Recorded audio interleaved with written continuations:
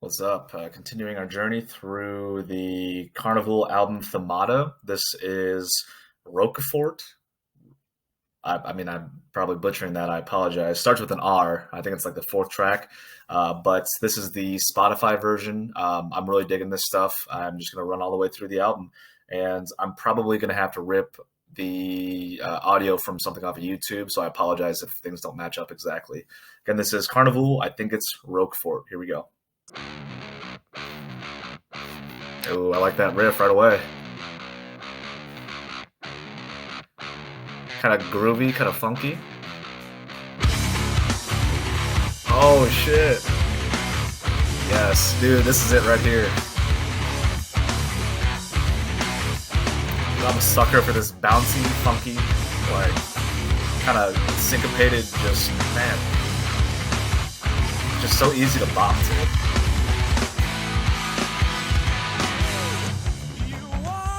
Nice. I love their dynamic range. I mean, it hasn't been as obvious on this album, but their other stuff, like their more what I would call proggy stuff, has a ton of this kind of up and down, like flowing dynamics. His voice sounds a little different here.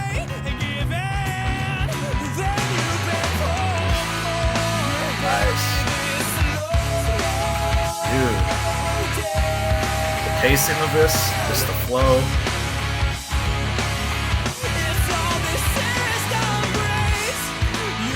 Nice, dude. Great chorus, too. If you've been watching my videos, you know I'm not always about like a melodic, super poppy chorus, but this is really well done. Oh, maybe this is the chorus. I feel like I'm transported back to the mid-90s, maybe early 2000s. With this like chorus specifically, just because this is like a popular feel in like the alt rock scene at that time. Ooh, is that a little kind of creepy synth? Yes. That loud hi-hat is way over here. I'm sorry if I'm like yelling right now, but this is really good song. Voice sounds a lot different. I mean, it really reminds me of Mars Volta. I think I've said that before about these guys. Just his voice, not the music itself.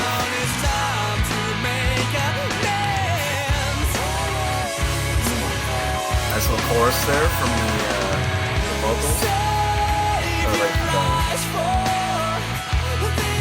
what's the word I'm looking for? Oh my god. Whatever.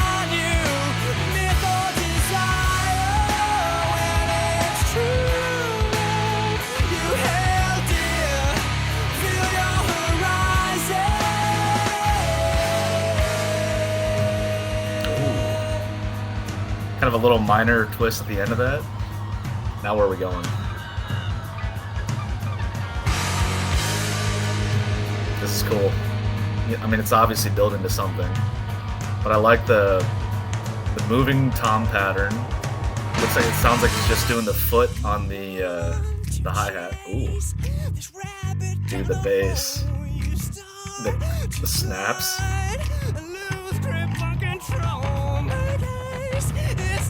And just the riff creeping in.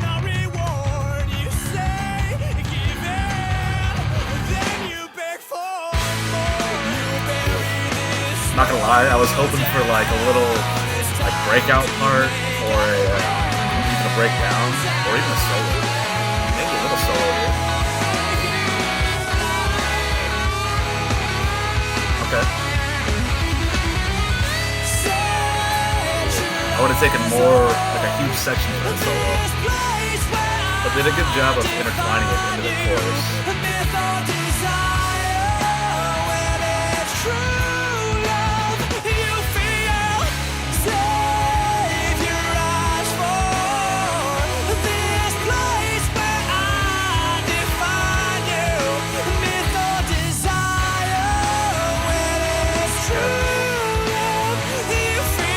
They got the kind of crooning vocals in the background behind the actual lyrics. Dude, I love this.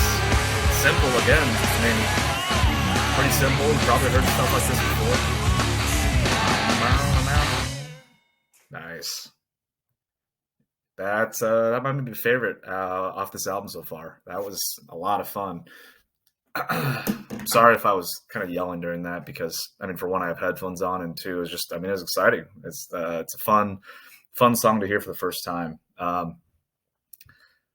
rhythmically, the right off the bat, just that funky, groovy riff that they had from the guitar and the tuning of the guitar. I mean, it's just kind of that the gross, disgusting. Like I imagine like going through the mud, you know, just kind of.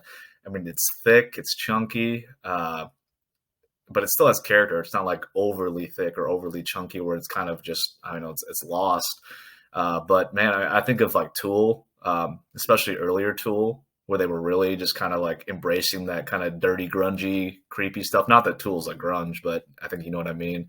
Uh, that sound, that guitar sound, I'm all about. And they brought it up. They really emphasized it a couple different times. That first riff, and then the kind of the short bridge before the last chorus.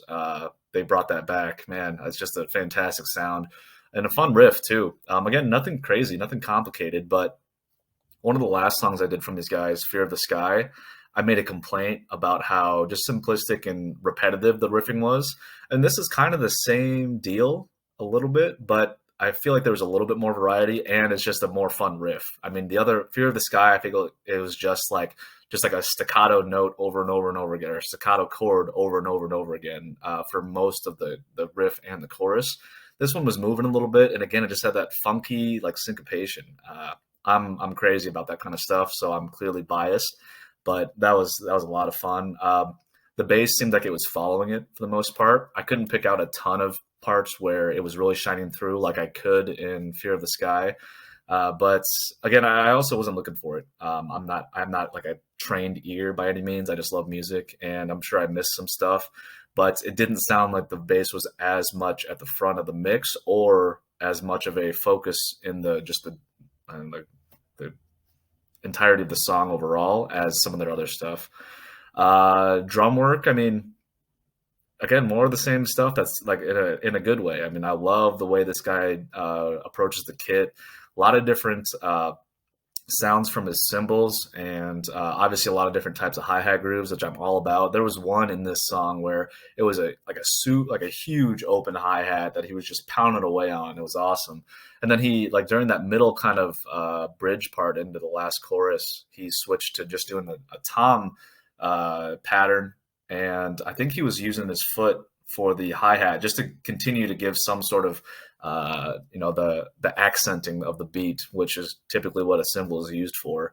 I would take again. Hey, I'll take more toms all day, every day from this guy. I love the way they sound, and I feel like he doesn't show off enough. Which I mean, it makes sense in the context of the band. You know, I feel like this is a vocally dominated band to a certain extent. And I apologize if that's way off base. You can hate on me in the comments, but that's the feeling I get from these guys, especially like this kind of album right now. Just a lot of emphasis on the vocals. Oh yeah, the word I was searching for earlier, where I just kind of trailed off, the harmony. They brought in a couple different vocal parts, and I think it was almost like a pre-chorus. Like I used the word chorus incorrectly because it was definitely I was trying to talk about the way that they were harmonizing multiple vocal layers. I mean, I haven't heard them do a ton of that. And then they brought it back again at the end of this song and it was mostly just like like I said crooning, I think, like the ooh kind of thing, that behind the actual vocals. And that, I mean, it definitely gives a little bit more depth. And even though I hate on, super poppy choruses sometimes, I mean, there's a time and a place for it. And like I said, a few different times, these guys make it work really well in songs like this, especially when everything else around it is up my alley. And again, that funky, groovy riff, just the feel of it. I mean, you can see me just head bobbing, man. I would go nuts at a show for a song like that. And it's definitely, it sticks out to me in their discography so far, and especially from this album, just because it had more of that focus on just kind of a halftime groove. I don't know. That's just the feeling I got from it, and it resonates with me because this is the kind of music that I dig a lot, especially the kind of rhythms that I dig. This was Karnivool. This was, oh my gosh, what was it called? Roquefort. Definitely one of my favorites from this album so far. If you've got any suggestions for songs that sound like this, throw them at me. Thanks for watching.